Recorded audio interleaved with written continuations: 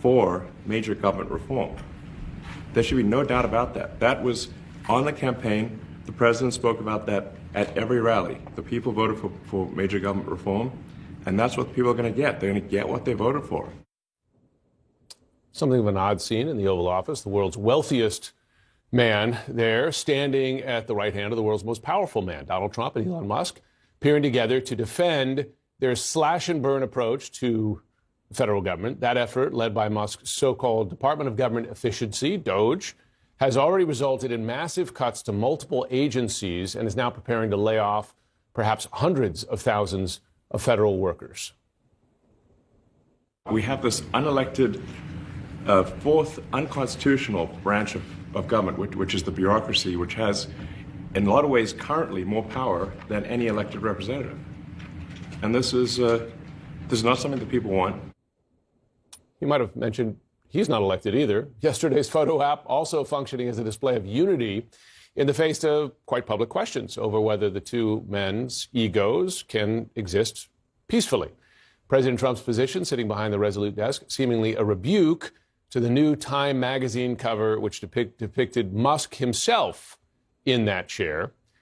But the two men showing a united front in both style and substance, as Trump and Musk both made numerous claims of widespread fraud, abuse, and corruption within the federal government. And Trump once again criticized federal judges who have issued temporary halts to parts of his agenda, which are now facing legal challenges. We have massive amounts of fraud that we caught. As I said, much is incompetence and much is dishonesty. We have to catch it. And the only way we're going to catch it is to look for it. And if a judge is going to say you're not allowed to look for it, that's pretty sad for our country. I don't understand how it could even work.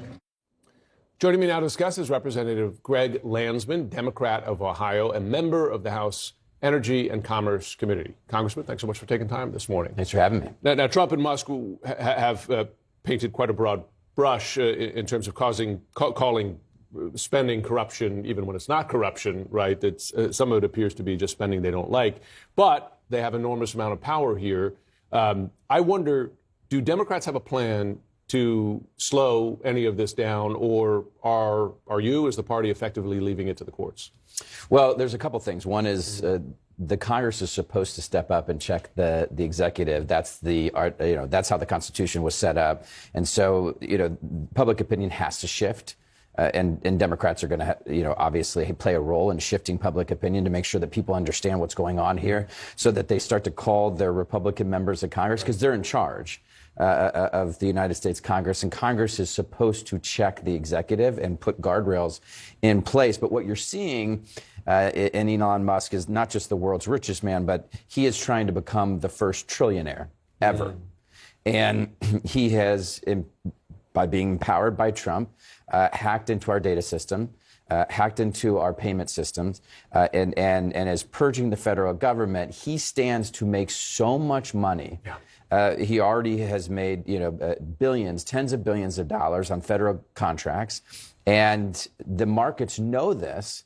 And so his ability to get inside and create this kind of chaos and move money potentially to him and to his companies will result in him and his net worth going up even higher. I mean, he, since the election, $200 billion in new wealth for Elon Musk. And so now the American people are dealing with higher prices and the kind of political corruption, potentially, that is incredibly damaging.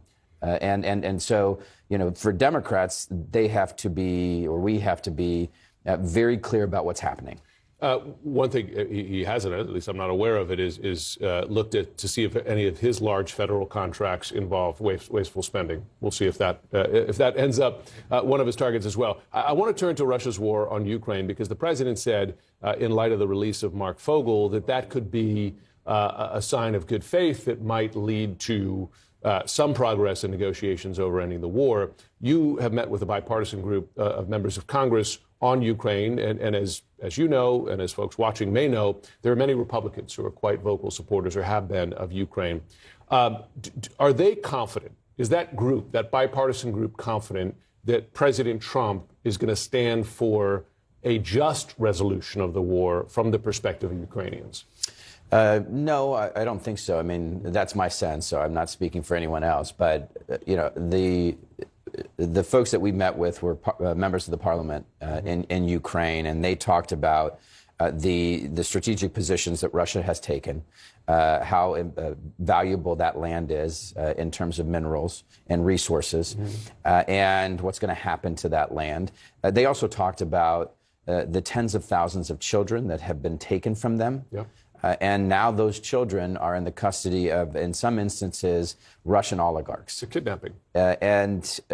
If our State Department does not act, that would be a huge betrayal, not just to Eastern Europe and global stability, but to the American people who have no patience for that kind of thing. And so my sense is that Congress will put pressure, ultimately, hopefully, on the administration to ensure that Putin is stopped, does not advance further. And, the idea that they would sort of split up land or he would get Ukraine just means that there would be a larger war, a broader war in Eastern Europe and Europe in general, which will be incredibly costly to the American people. I mean, the question is, would Russia take that signal as carte blanche or an invitation, right, to claim the next piece of land, whether that be in Ukraine or elsewhere in Europe? You don't appease Putin.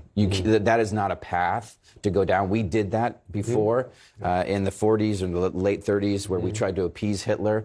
It did not work. It won't work with Putin. Yeah. There's that Churchill quote that an appeaser is someone who feeds the crocodile expecting to be its last meal. Congressman Greg Landesman, thanks so much for joining. Appreciate it. Got Garby, who's got the biggest ego. And they're off. It's clear that star folks have trumped the tremendous tantrum, stumbles out of the gate, but quickly recovers, powered by pure narcissism of Kanye, that uses wide card. West nearly takes out the start again as he galloped sideways, mumbling something about running the world. Judge Shilling White Box Piero is already frothing at the mouth, veering widely to the right, fueled by a barrel of Fox News' branded Merlot. Peter Fox and Borough Browse Hexhead breaks fast, waving an American flag in one hand and the razor the shape of the Constitution in the other. Senator Kennedy squeaking soundbite, legs behind, trying to remember if he's riding a horse or just talking to one. Into the first turn, Ted DeRenkis of Cruz is lumbering along, slipping to shake hands with anyone he thinks will let him in the winner's circle. Dog killer Christy No is making a move. She's looking at every horse on the track, and it's her next big hunting trophy. Halfway down the backstretch, it's a battle for who could say the most insane thing on live TV. Trump screams, "Rigged race," before remembering he's actually in it. Kanye starts rapping his campaign slogan, but forgets rigged race he's in. Janine Pirro is surrounding through a monologue about immigrants stealing horses.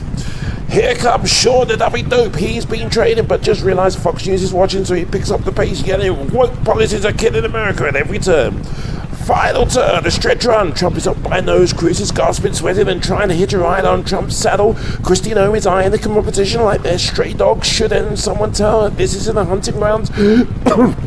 Judge Amy Pierre is throwing wine bottles at the utter jockeys. Wild big cakes is waving a rifle in the air, yelling something about real men. And down the final stretch, Trump the tremendous tantrum is in the lead, but here comes Kanye swerving into the crowd. Squeaky soundbite Kennedy is still trying to form a coherent sentence, and Sean Duffy is now riding backwards, talking only to Fox News cameras. At the wire, it's a photo finish. But wait, Trump is demanding a recount. Kanye is claiming he actually won. Cruz is blaming Big Tech. Judge Janine is suing the racetrack, and Christy Name, well, let's just say no horse is safe tonight. Ladies and gentlemen, that concludes another chaotic episode of Who's Got the Biggest Ego? And remember, in this cop race, there are no winners, just a lot of losers who think they've won.